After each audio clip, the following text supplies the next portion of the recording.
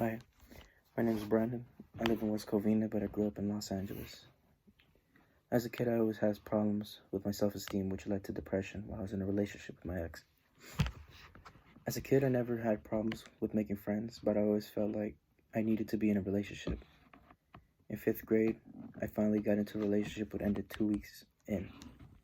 I got back in a relationship with the same person but ended the same way from the first time. In 7th grade, I got back with the same exact person for a third time, but this time it lasted for 4 years. During those years, we would argue nonstop and have problems left and right. But I felt like I loved this girl way too much, and I didn't want to break up even after she tried leaving multiple times and would flirt with other guys.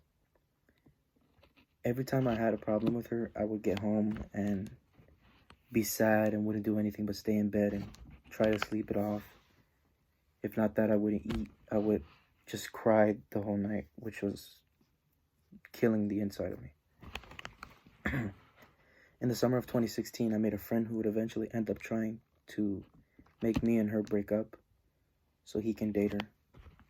This ended up with me in therapy because I sent him death threats.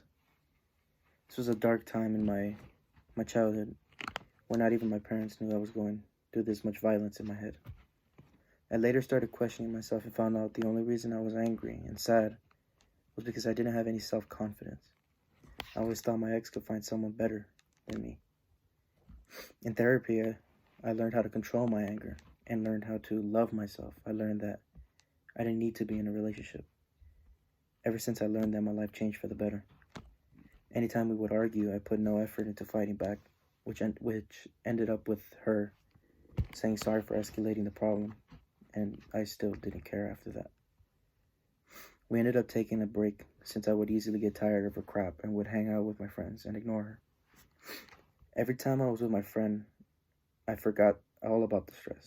We would hang out every day after school, go to each other's houses, play video games. It was fun.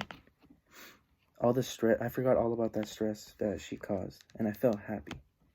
It would be an endless cycle until the ending of 2018 where I finally decided to leave her.